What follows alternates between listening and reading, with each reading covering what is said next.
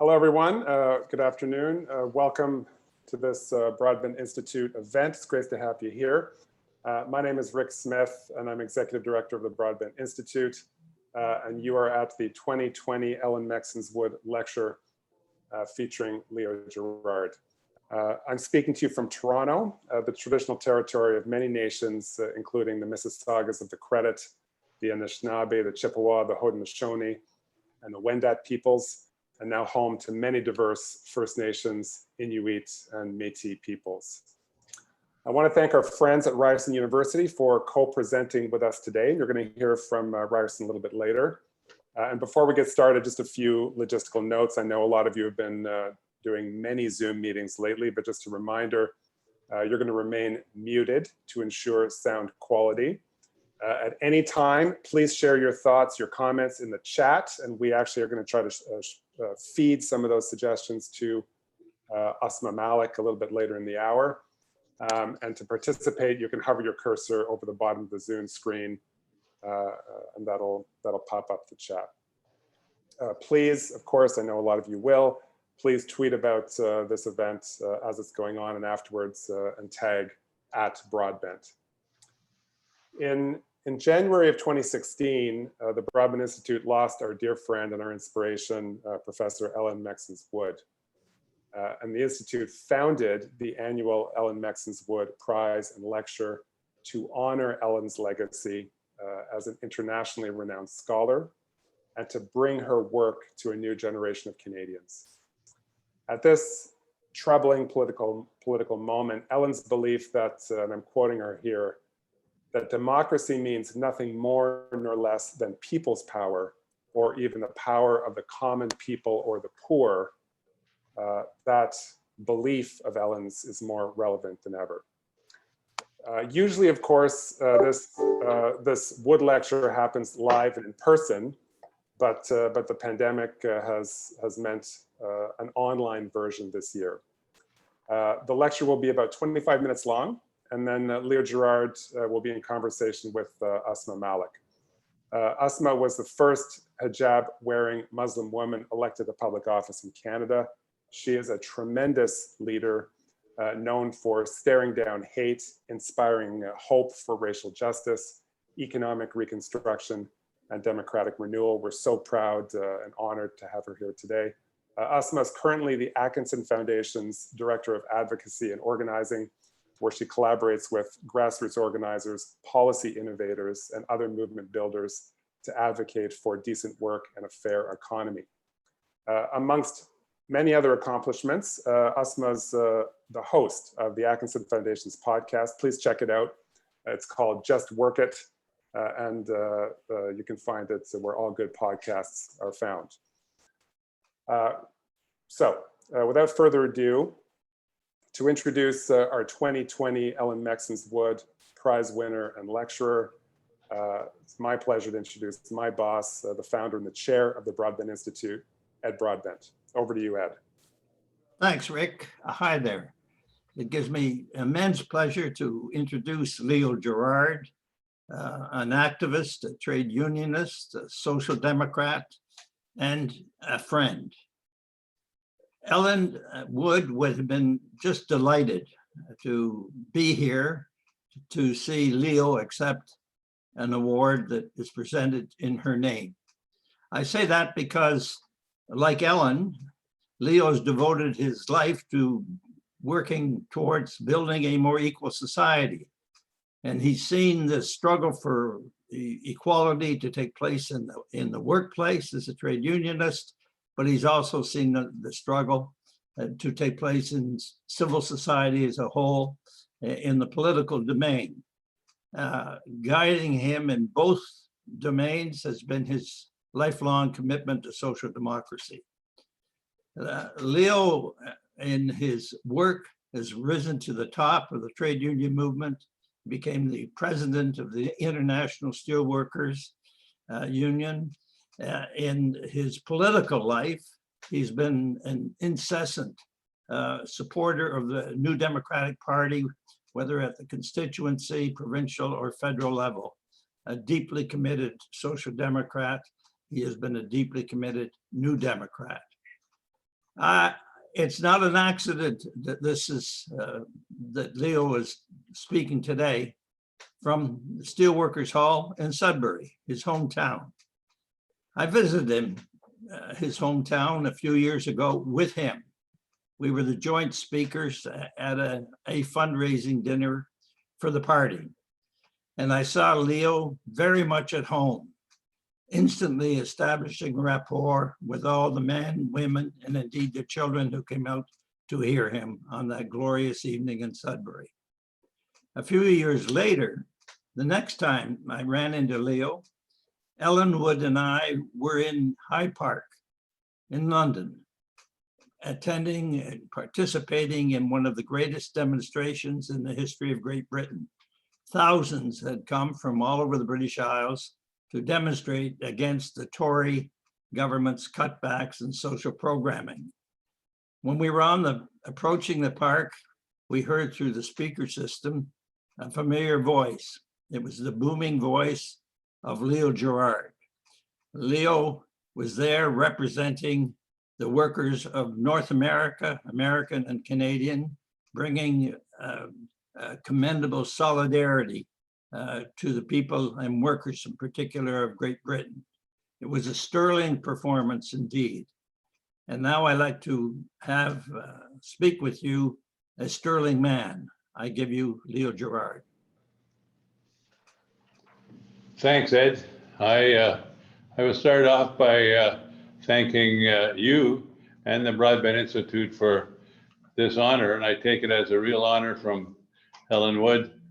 And I want to thank my home local 6500 for fixing up all the technology we needed to make this work, because if people know it, I'm a technological know-nothing, and never stopped me from running my mouth though.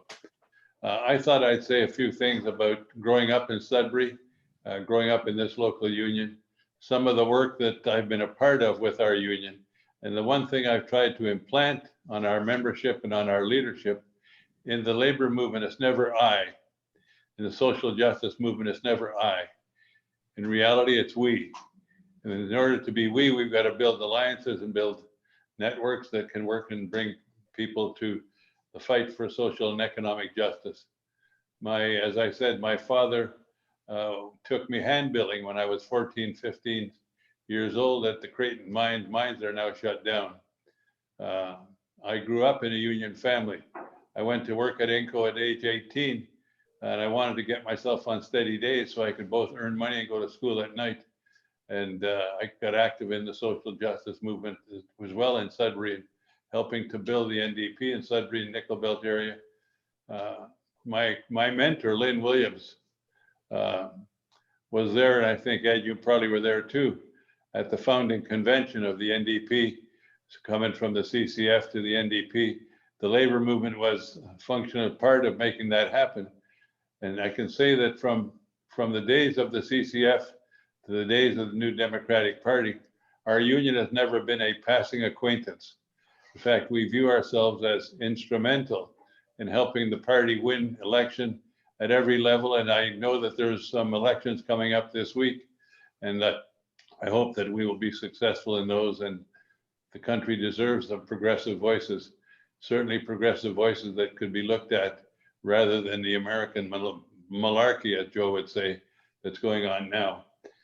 One of the things that, by saying we, I think about the things that we did in the union in northeastern Ontario, in the labor movement in the mining sector.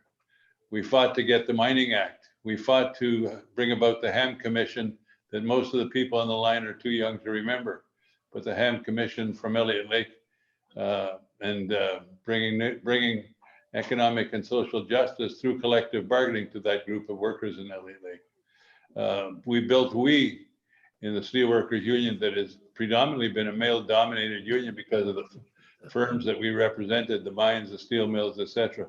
But as the union has diversified and become more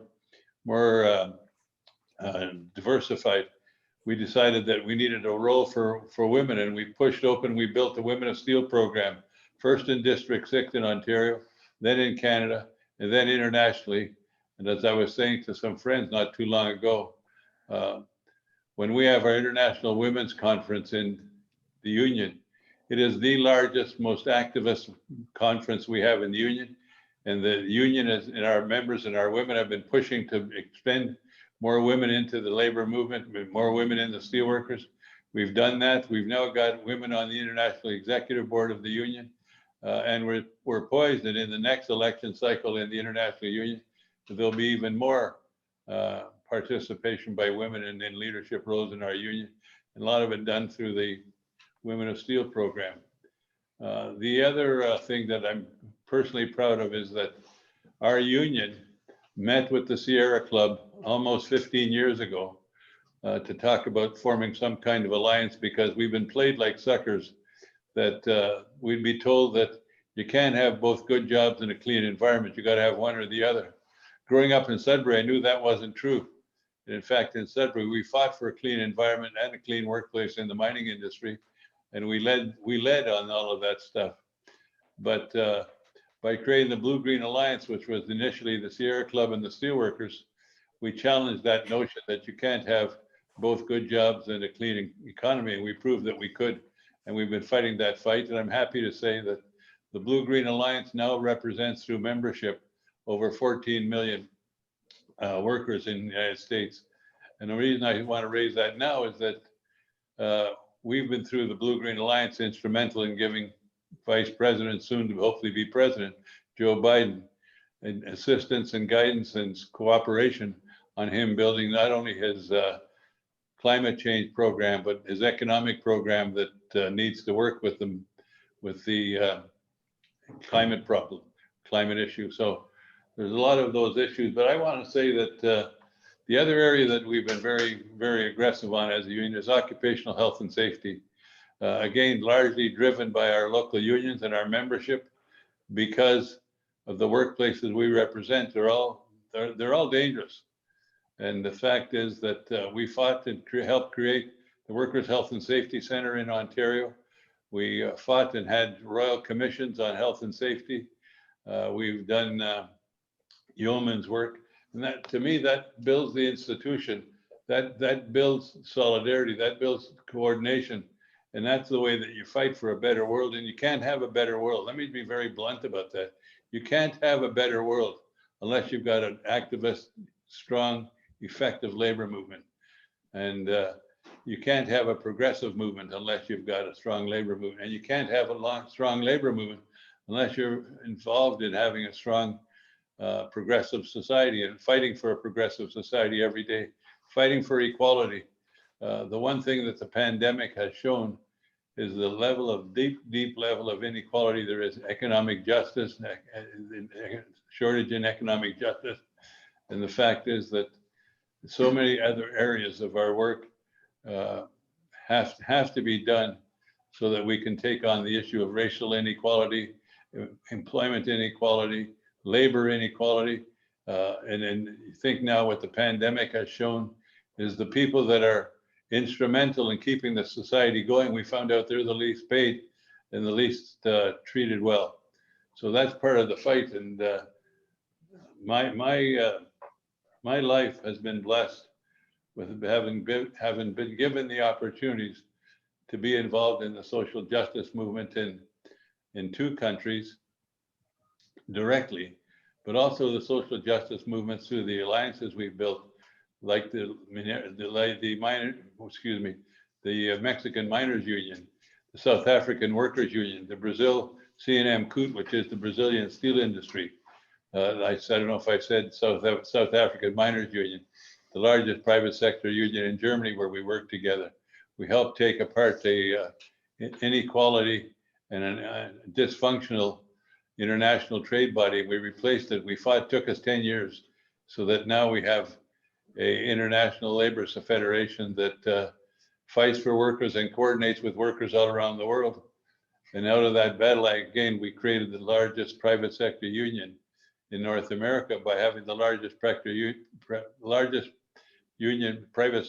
in the US and Canada join with the largest private sector union in Britain.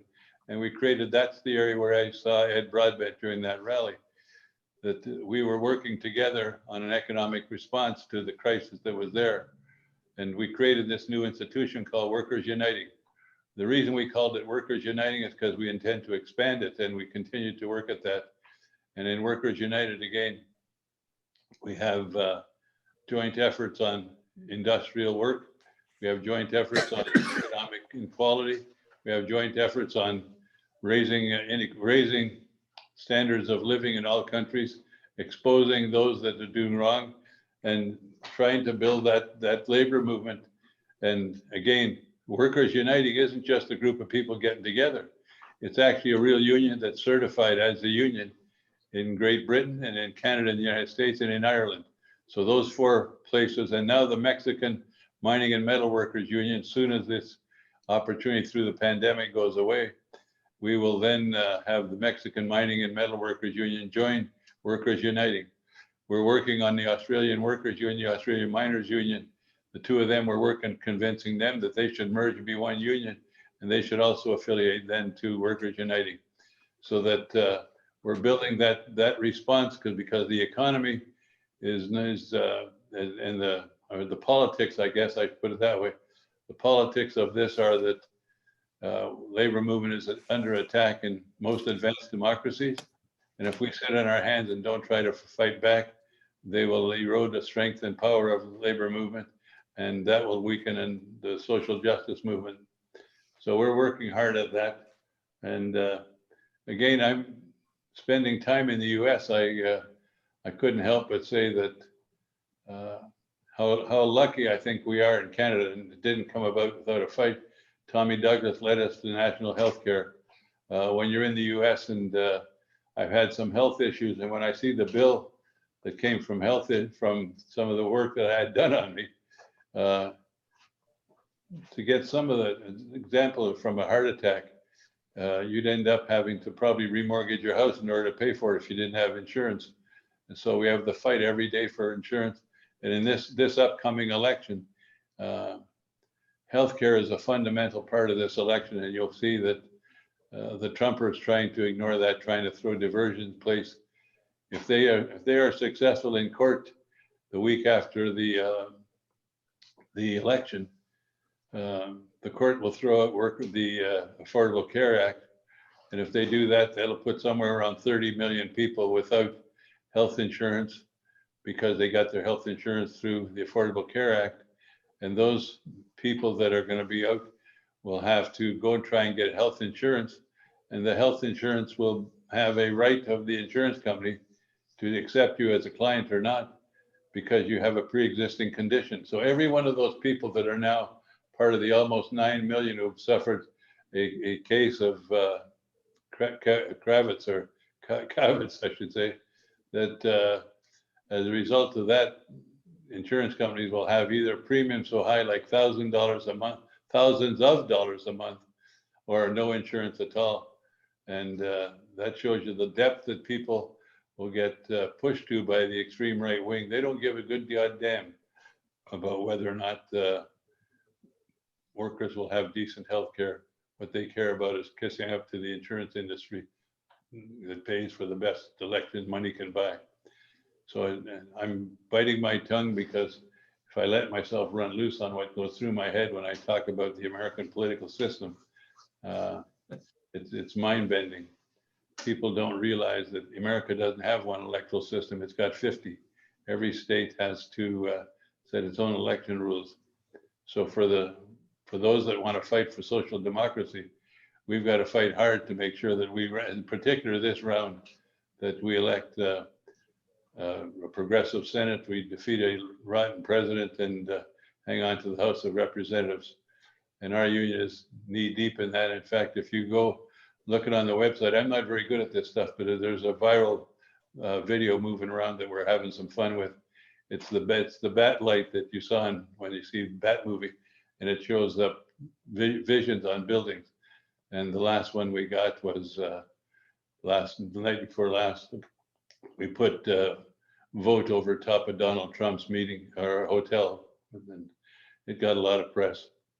But I'm watching the clock, and I don't know how long I've been on, but I want to hopefully leave time for questions, because it's impossible to remember all the things I want to say, except that the labor movement, in particular the steelworkers in Canada, in Ontario, in each of the provinces, is not a passing alliance that with our party. If we believe in social and economic justice, if we believe in trying to remedy inequality, that means that we have to be aggressive. We have to not give up, and we've got to make sure that our agenda stays front and center. And I often have said over the years, and I know that my time is running short, I want to get back to questions, but I want to say that over the many, many years that Ed and I have been friends, I always would say to people and to him, he's the best prime minister we never got to have. And I still believe that to be the case. So I'm not sure if I'm supposed to pass this on to Ausma, but if I am, we're ready to pass on. And Ausma, I look forward to questions. And again, I thank you and everybody that participated. It's a real honor to have that honor at this point from a person that I've admired and loved for ever since I met him in politics. And thanks, Ed Broadbent. And again, thank my local union 6500. Leo, thanks so much. So Ausma, if you can come in now, turn on your camera. And of course, usually with this Ellen Wood lecture, it's in person, and Leo would have lectured by this point for about 5 hours in person, like Fidel Castro length. But we thought I could talk all that time without. We thought for today it would be better if we had a great discussion between two fantastic activists, Leo Gerard, Ausma Malik. I'm really looking forward to this.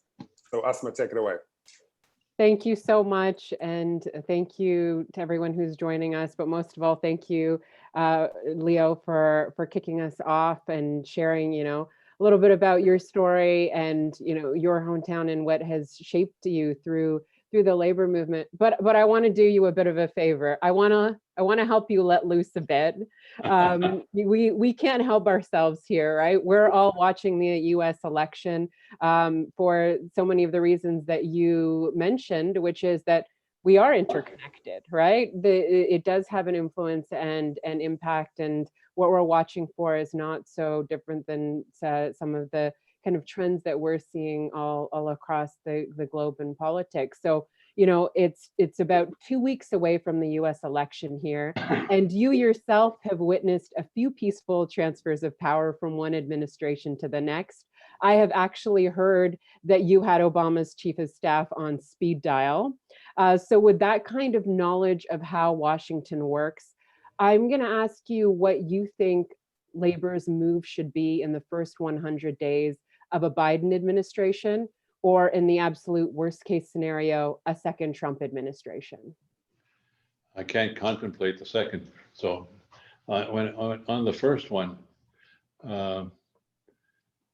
let me say that more than likely, if Joe Biden wins with a good majority, he will be the most union-friendly progressive president since Johnson.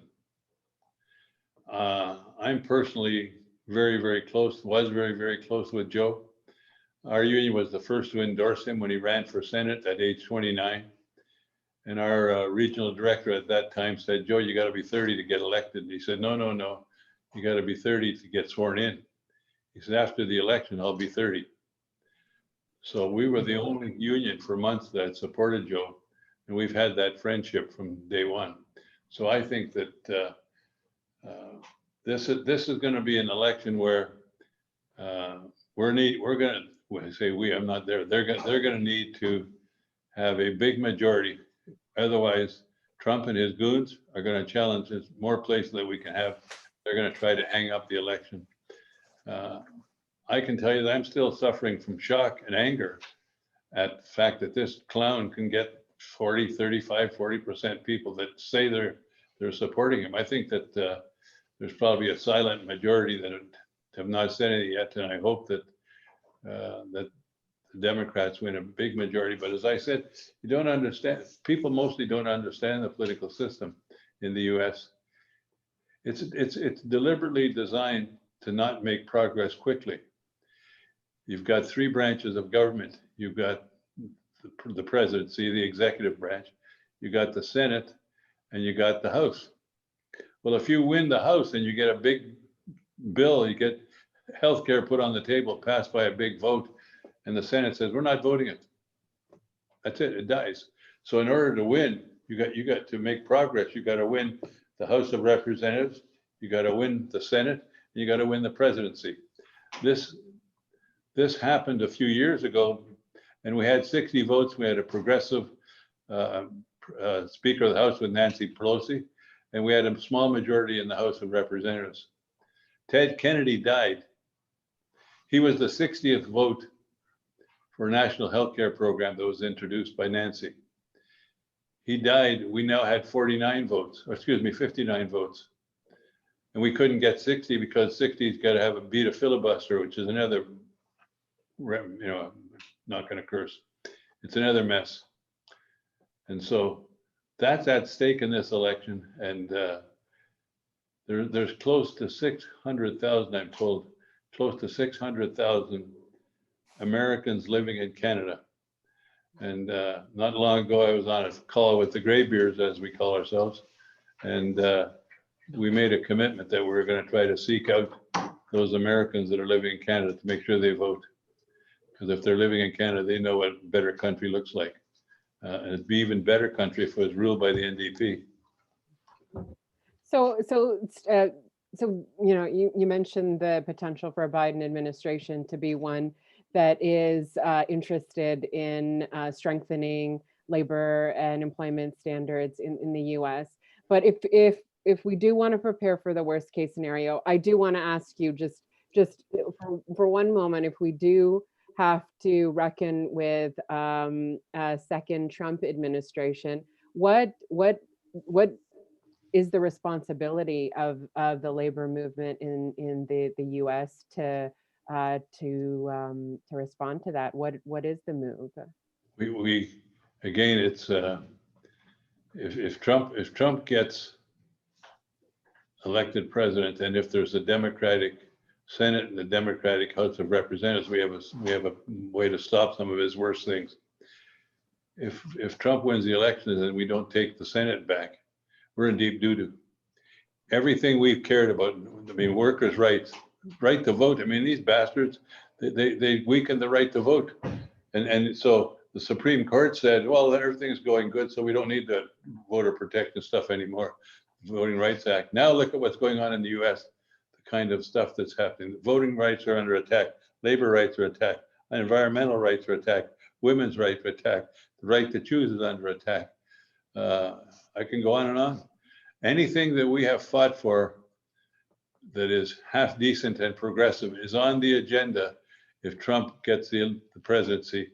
And if we don't get the Senate, we're in deep doo-doo, because that's 2 out of 3. If we do get the Senate, hang on to the House, then we can have a roadblock of guardrails to keep him from doing the worst of his initiatives.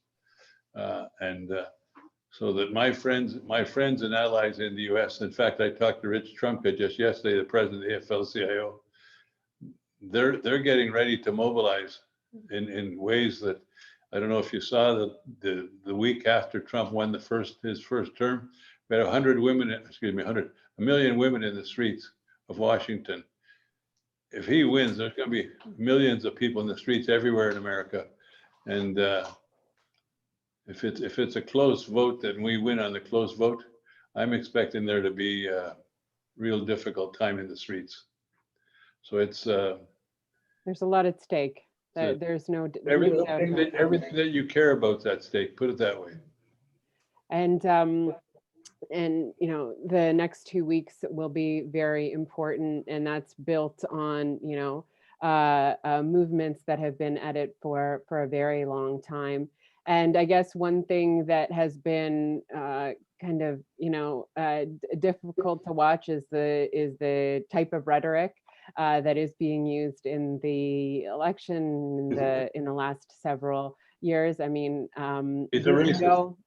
Absolutely, and you're no stranger to name calling and some of the worst attacks. You've said that people have called you many different things in your time in leadership. They range from being called a communist to being a capitalist. And from what I've seen, I really have loved the way that you've responded to some of that sort of behavior. And you've said, call me whatever you want as long as I have healthcare and the right to join a union.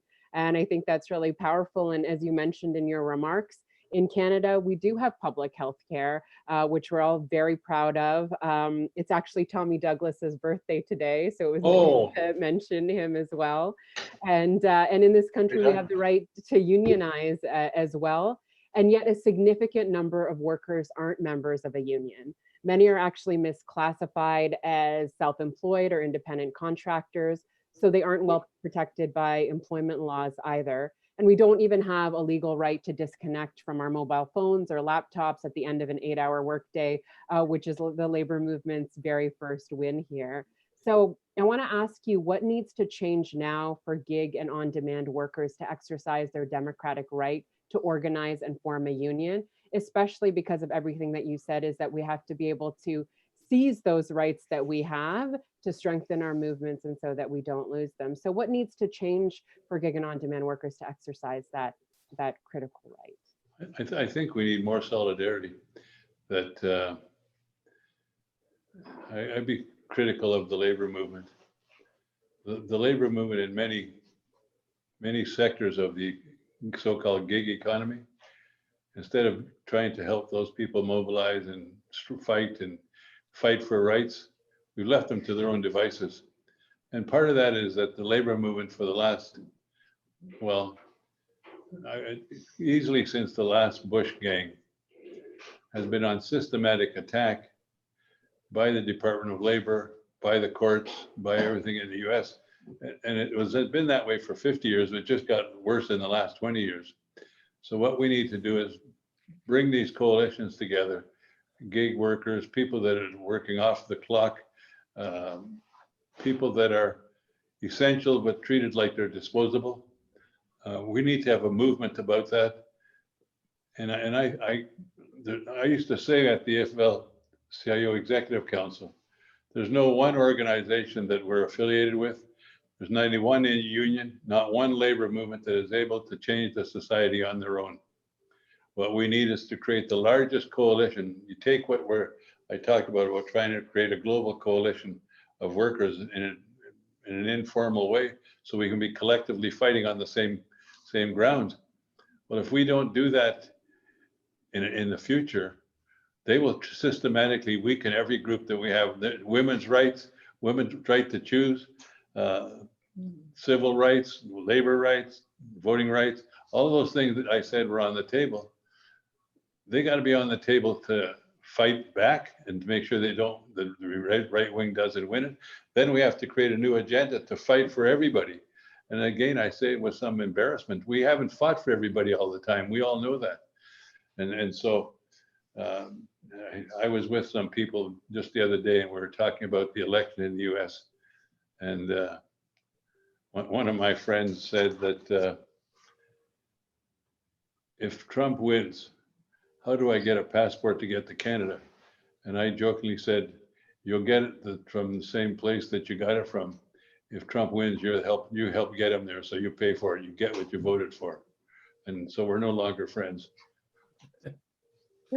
Well, so much of what you've shared is the consequences of actions that have led to the kind of decline of working conditions in the US. And we sometimes say here in Canada, like, that couldn't happen here because of some of the things that we have in place. But we have seen that there are challenges for gig workers, food couriers, Uber drivers to access their rights to join a union.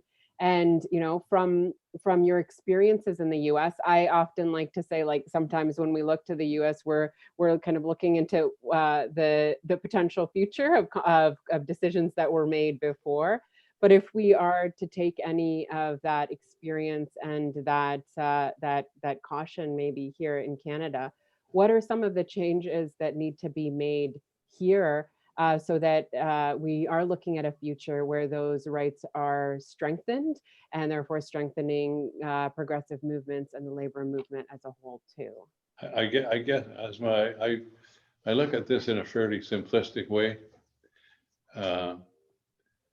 Everything that we have that we would feel are progressive was never given to us. We fought for it. And I remember the story that if you enjoy freedom, you got to fight for it every decade. And so one of the advantages we have in Canada is most labor law is provincial.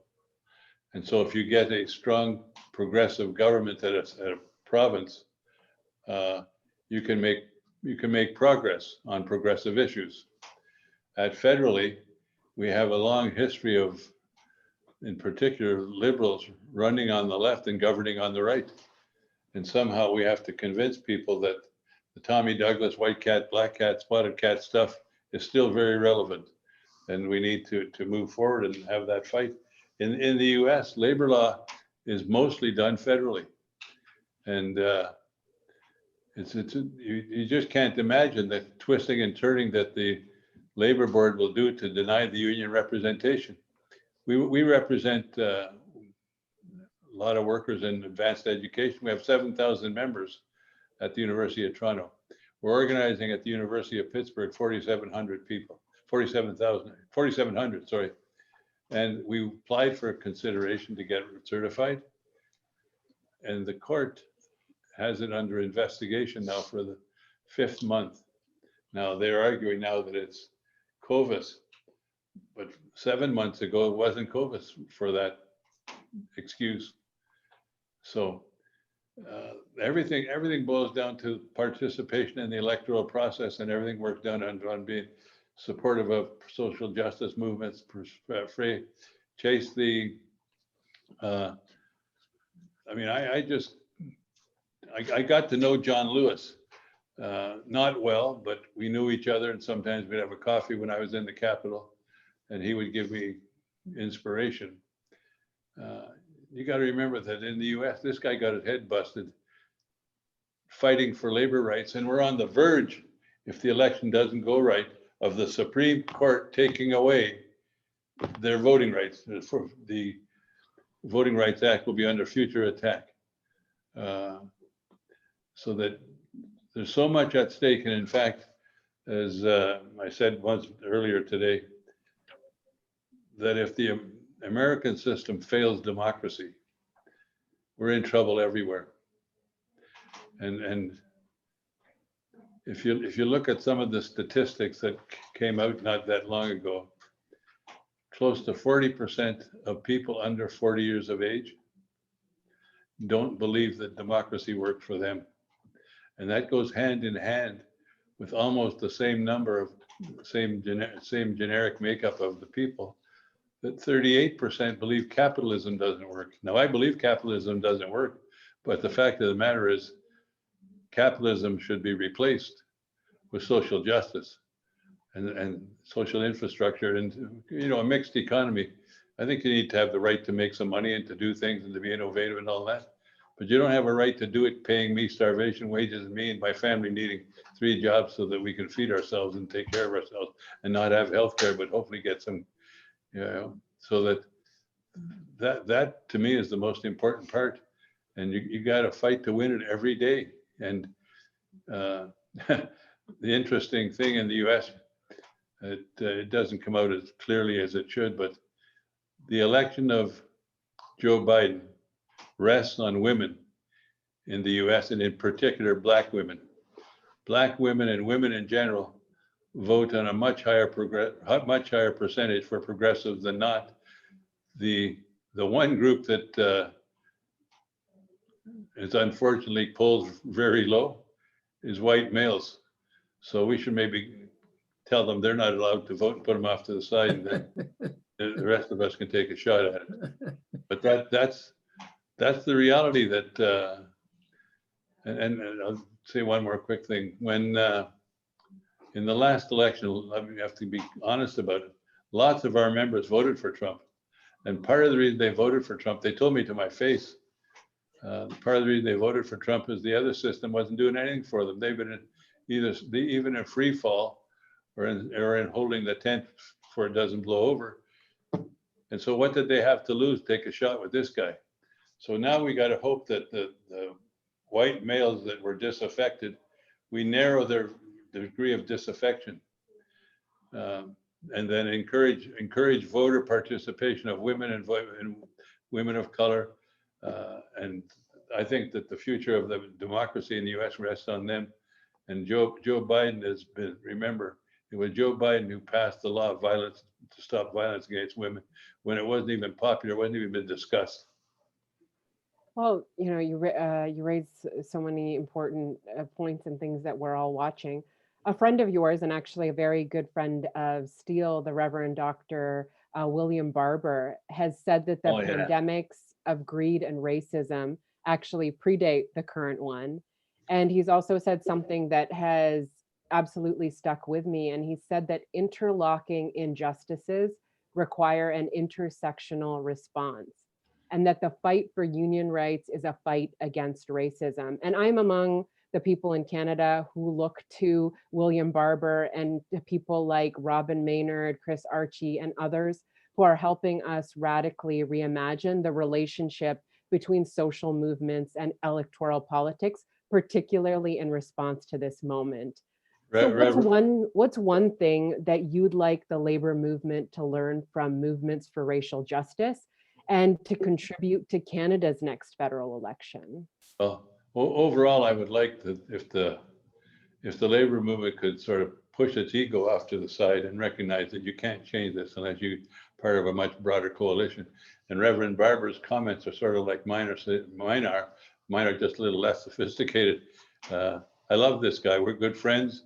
I don't know how much I should say, but what the hell. We provided lots of economic and personal intervention to help get his program off the ground for the poor. And he's absolutely right. Unless you deal with poverty, you're not going to get the advancement in society that you need. And to think that someone goes to work at a job where they got to work 5 days a week or 6 days a week or 7 days a week, and they're working for $7.95 an hour. Or in some states, because state law has minimum wage, you go in some states and take a restaurant work, making $2.50 an hour plus tips.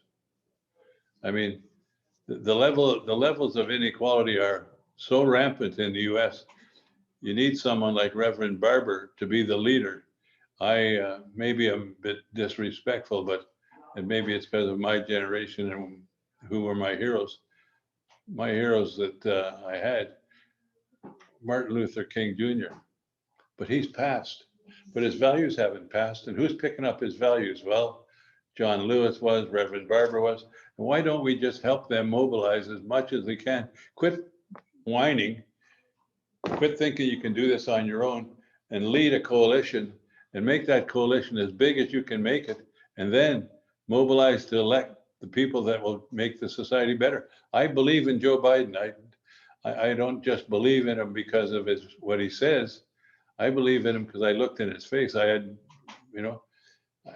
I just, when he says to me, Leo, I'm going to tackle workers' rights, and I'm not only going to pass the Bill of Rights for voting or for organizing a union, I'm going to lay out the rules so that you can do it.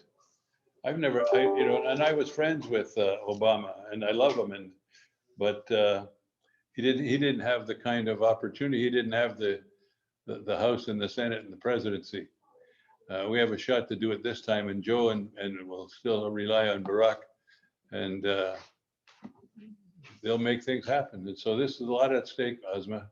Oh, you've hit on something that I think is really powerful in this moment, and that is those values, the principles, the beliefs that are enduring, right? From heroes like Martin Luther King Jr. That have been embodied by folks like John Lewis, like Reverend Dr. William Barber, from strong leadership like the one that you have demonstrated over a lifetime.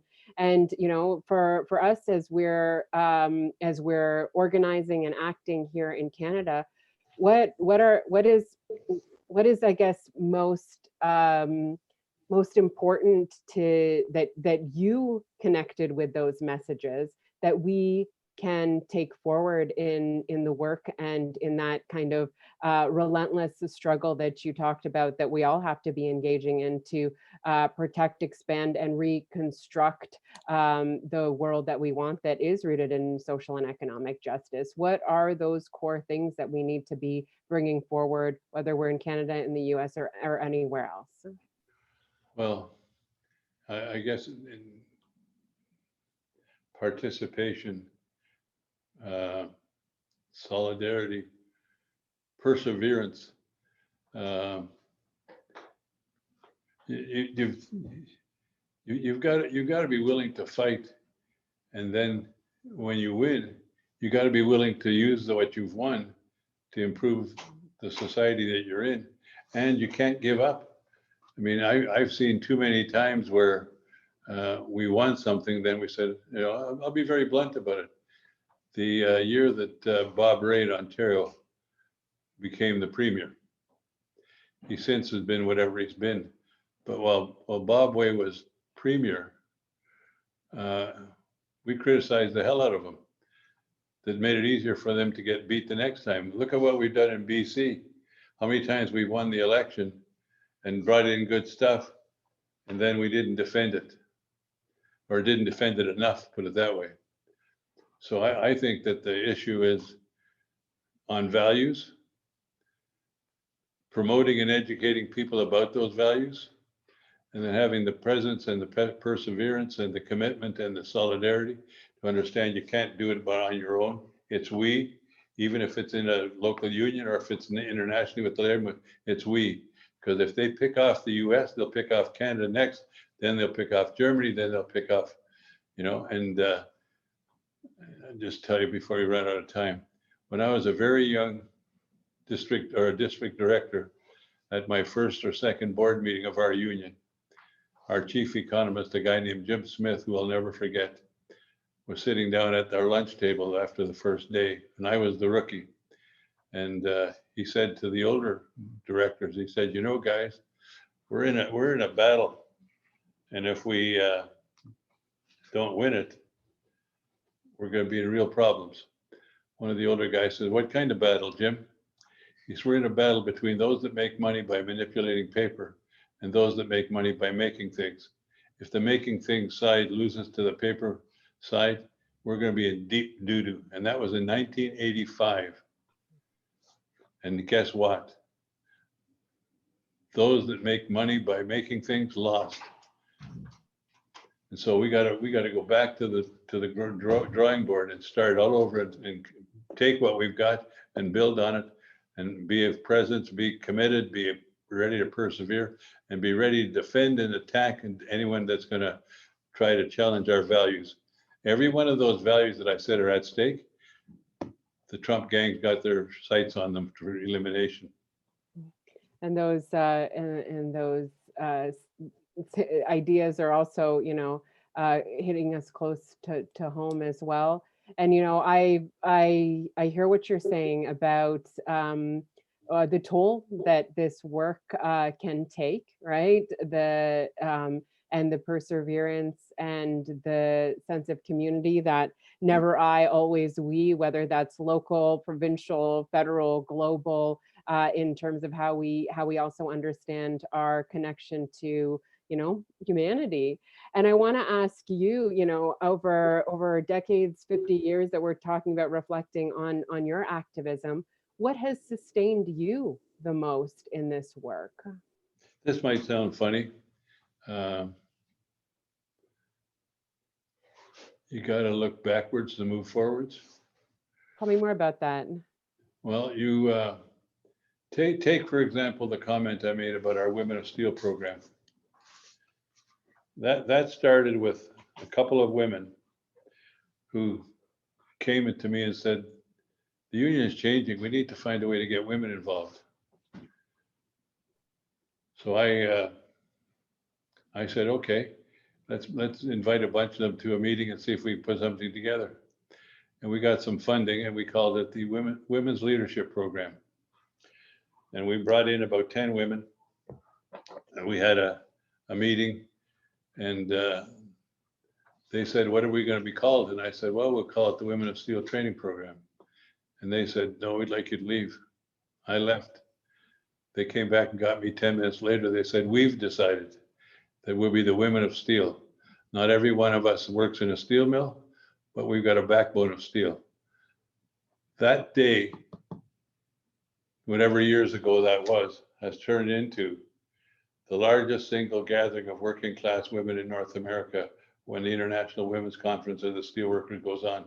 Those women are mobilized, not every one of those 1,200, but they're mobilized now in the election. You can do that. Health and safety.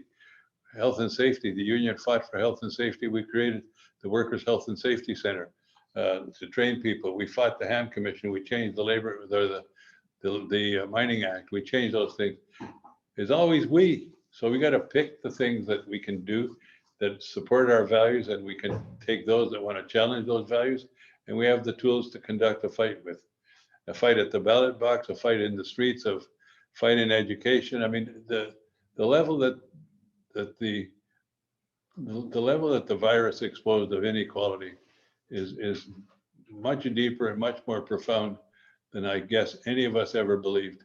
I think I'm relatively informed about world politics, world issues. I get involved. I didn't realize the level of inequality that was there. And people like me know the superficial level. We got to get down deep and find out why you think that you can pay people too little to live on. Why do you think you can do that? Because somebody let them do that. Nobody wants to work so they can't afford to eat. Why in any world should you end up not being able to have health care? Why should you have to worry that if you take your young daughter for health care that you're going to get a bill for $7,000 and then you got to pay for that out of your minimum wage? Why can't we have a living wage?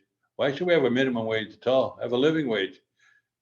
So that all of those things, Ausma, are the kinds of things that can get you animated and pissed off, but it's not going to do anything unless you go fight for it. Sit in your rocking chair and rock back and forth and whine and complain. So why don't you get off and get in the streets? Well, that approach where we can reimagine how the economy should be structured, who needs to be at the center of it, and how decisions are made is really crucial. We know that there are clear opponents to fighting for social and economic justice, and that there also has to be a way to address the differences of perspectives for us who are fighting for the same things, right? And that is something that is really crucial as well. And that is a reality. I'm seeing some of the things that are coming in through the chat and sharing of those different perspectives and how we interact with each other and build a movement that is able to hold all those complexities and the beauty of our different experiences and all the different places that we come from as we move towards strengthening our people's movements and our movements for labor rights, for decent work, and ultimately for a fair economy. And I know that I'm not the only person who's interested to know what you're going to be doing now. I know that you mentioned a project that you have at Laurentian University, but what else are you doing these days? I know that there might be a different a change of pace, but there's no stopping you. So why don't you tell us a little bit about that? Well, locally here in Sudbury, I'm looking forward to doing a lot of work with the university on CROSH, the Center for Research in Occupational Health. I'm looking at getting more action doing a workplace training on occupational health and through the Worker Center. I'm going to, hopefully I'll get to be able to travel out of the country and get involved in stuff in the US in the education of rank and file workers, doing seminars and trying to help the labor movement build a coalition beyond the labor movement. I think that maybe I rambled on too much and it mushes together. But one of the things that we need to do is the labor movement should be able to participate in building a big, broad, wide, deep coalition But if the labor movement thinks it can do it on its own, it'll fail. So what I want to try to do is use my time when I can travel again at some point to go and try to build those coalitions and build them at places where there's already roots. They just need to be nurtured. Because I think the other thing that the pandemic has shown us is there is a hunger for equality. There is a hunger for values that sustain people. And it's exposed where the weaknesses are. So let's pick where we can, victory begets victory. And so where can we pick a spot where we can make them suffer or make them pay at the ballot box? You make the people that are campaigning by representing the wrong issues, build a coalition and defeat them. Take the person you defeated with and have him play or she play in the next round of the next battle and build wins. We try to do everything on ourselves. We're going to build a loss, and people say, I don't want to be involved. You got to be involved or nothing happens. Absolutely. And building those wins to a world that we can all be proud of is something that I feel inspired by our conversation. My last question to you is one that I love to ask, and I just have to. Some days are more challenging than others, and some days we need, the strength of community, the something to get our pep in our step, as we like to say. And I want to ask you, what is your fight song? The song that gets you energized and ready to organize. I have a few that I like to pull on. One that has been, on my playlist for a while now is Lizzo's "Good as Hell." But I want to ask you, what is Leo Gerard's pump up fight song? I'm a sort of a uninformed person about that. I like a Pete Seeger too. I like a Pete Seeger song as well. That's also on my playlist. So it's. I like Simon and Garfunkel. Okay, nice. And I just recently read something about the analysis of where that came from. Paul Simon and Art Garfunkel. Yeah. Art Garfunkel was friends with someone who went blind, and the song is written about his friend. Which song is that? Sounds of Silence. Oh, beautiful.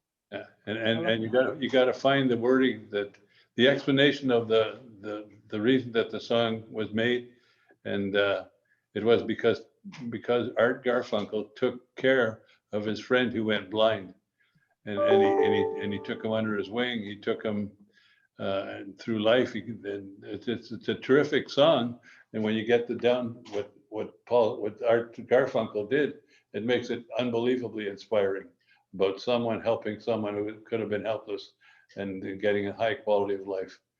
And I didn't know all that fantastic. At the first. Neither did I. Thank you so much for sharing that. We'll be adding it to our fight song playlist for beautiful piece of music that it is, but also for that meaning. And I think the embodiment of what you brought into this conversation which is the never I, always we, and that it is from the smallest circles to the biggest movements that we have. Thank you so much, Leo, and this was such an honor and pleasure. You're welcome. And the other two songs are Solidarity Forever and One Day Longer. That's fantastic. Thank you so much. Fan favorites, I'm sure. Thank you. My pleasure. Thank you very much, Ausma.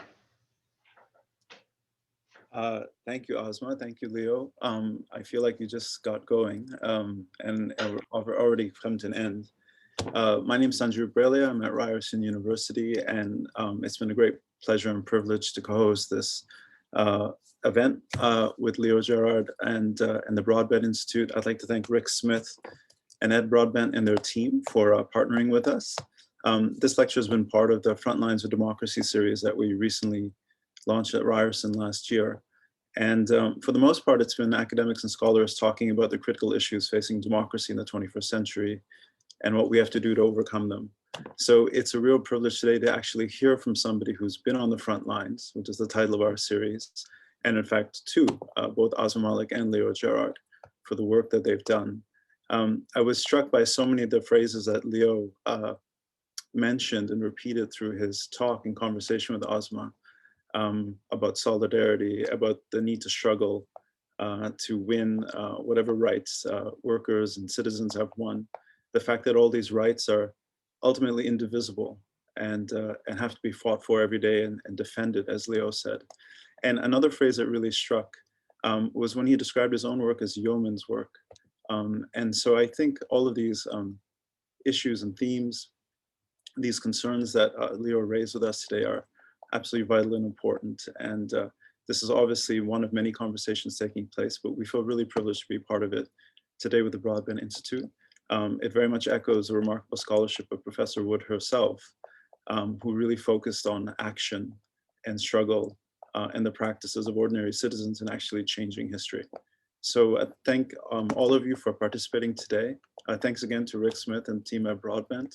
And of course, most importantly, thank to Leo, Gerard, and Ausma Malik for raising some of these issues. And we hope that there can be many more conversations and actual struggles and movements to combat the kinds of issues they're talking about, the importance of labor in expanding democracy and protecting democracy, which is more vital than ever now, given the threats that it faces. Thanks, Thank you, everyone. Thanks, Sanjay. And let me just close by thanking all of you, the Broadbent Institute as well, and Ausma and yourself and all the people that worked to pull this together. And in particular, I want to thank my home local union for giving me the space to do this and giving me the technological explanations that I still don't understand how this works. But thank you very much. Okay. Thank you, Leo, and thanks to everyone.